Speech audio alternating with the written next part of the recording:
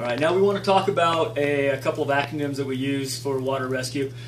Almost everyone is familiar with the last acronym, locate, access, stabilize, and transport. And this acronym works great for still water and things like that, but it leaves a little bit to be desired for swift water rescue. And it's kind of redundant in a lot of ways because, you know what, if you have a rescue situation, first thing you're going to try to do, you're going to try to locate the victim. You don't need to be reminded to locate the victim. You're going to try to get to the victim, so you don't need to really be reminded that you need to access the victim.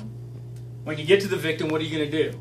You're going to keep their head above water, you're going to stabilize them, so you don't need to be reminded to stabilize them.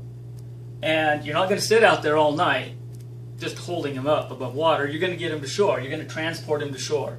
So the last acronym was great, and it works fine, but you're going to do those things anyway. For swift water, when we find a victim in the river, we want to assist that victim. You want to assist them. It's not perfect either. It's a little bit redundant. There's going to be things that you're going to do naturally anyway. So assist stands for access, assess the situation, stop upstream traffic, set downstream safety, implement the rescue, do a situation check, and transport the victim to shore. But we just talked about transporting the victim to shore. You're going to do that anyway. You're going to assess the situation. You're going to do a situation check. You're going to make sure that things are still going on. It's good to remember that, but it's probably going to be pretty natural for us anyway. We're going to always see how the rescue is going and making sure that we're hitting our benchmarks and doing those kinds of things. So our situation check. Obviously, when we get to the victim, we're going to implement the rescue. And so that one really is a little bit redundant. The three things you might forget in a river rescue is to set downstream safety. We talked about downstream safety in the previous one, and we compared it to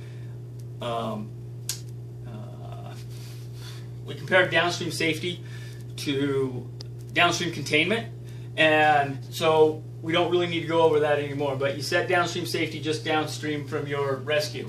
You also have to stop upstream traffic.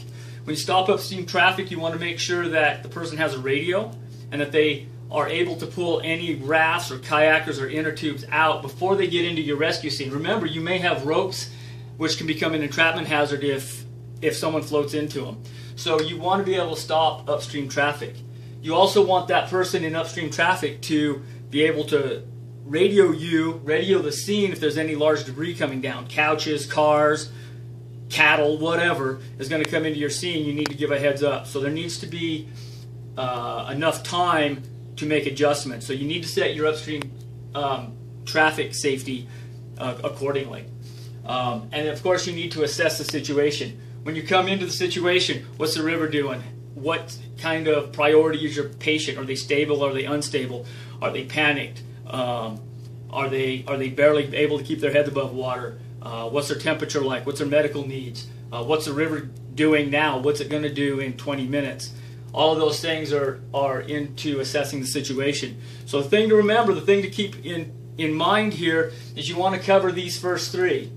You want to make sure that you do these three things every time, and that's what the assist helps you do. So until I see you on the next video, I will talk to you later. Thanks.